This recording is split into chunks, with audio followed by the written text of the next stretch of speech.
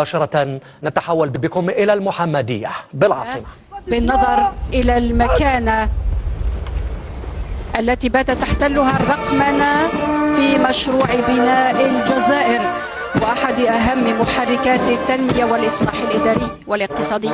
إذن على المباشر كما تشاهدون السيد رئيس الجمهورية يستقبل من طرف السيد قائد الناحية العسكرية الأولى والوزير والي ولاية الجزائر، كما تتابعون مباشرة في هذه الصور.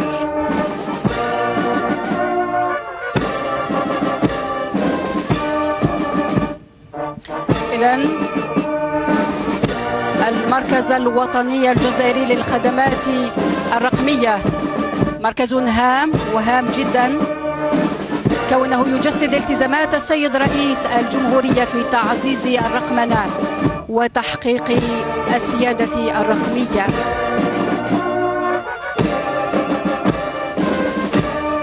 إذن الآن تشكيلات من الحرس الجمهوري تؤدي للسيد رئيس الجمهورية مراسم التشريفات الرسمية.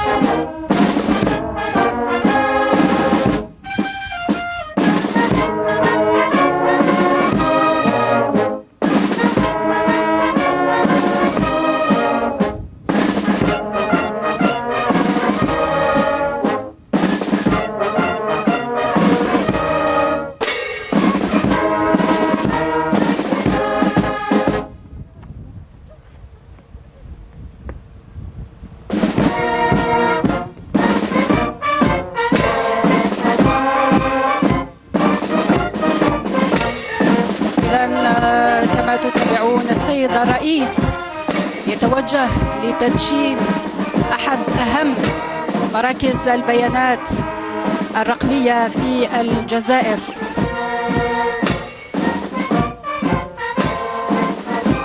إذن تشكيلات من الحرس الجمهوري كما تتابعون مشاهدين على المباشر تؤدي للسيد رئيس الجمهورية مراسم التشريفات الرسمية.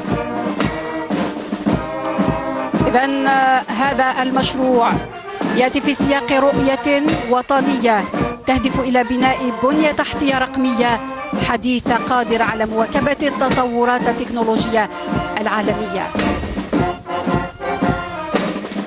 الآن في هذه الأثناء السيد الرئيس يصافح أعضاء من اللجنة الأمنية لولاية الجزائر ونوابا عن مجلس الأمة.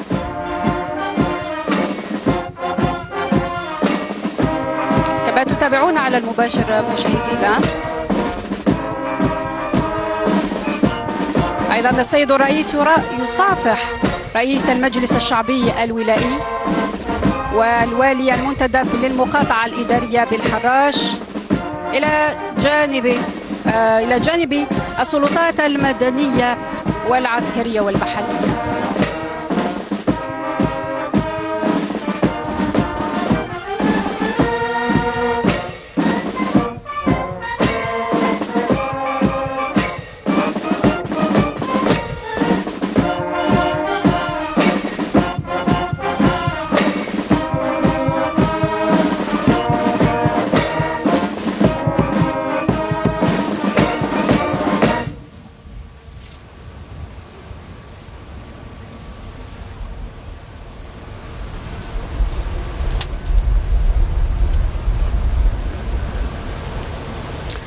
الآن إذن مشاهدينا السيد الرئيس يصافح الوزيرة المحافظة السامية للرقمنة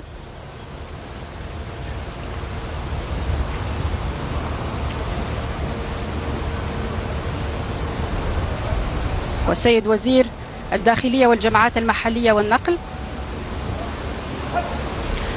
إذن يتوجه السيد رئيس الجمهورية رفقة الوزير المحافظة السامية للرقمنة لإزاحة الستار عن اللوحة التذكارية للمركز الوطني الجزائري للخدمات الرقمية، إذانا بالتدشين الرسمي لهذا الصرح الذي يعد من أبرز المشاريع الرقمية التي أنجزتها الجزائر خلال السنوات الأخيرة.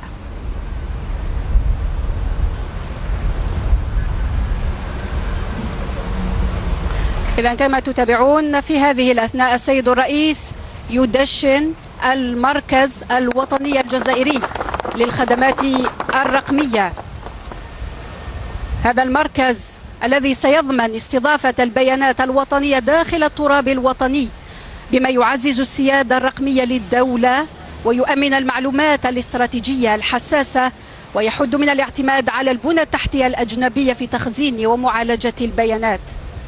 إذن هذا المركز الوطني الجزائري للخدمات الرقمية أول بنية تحتية رقمية سيادية من نوعها في الجزائر.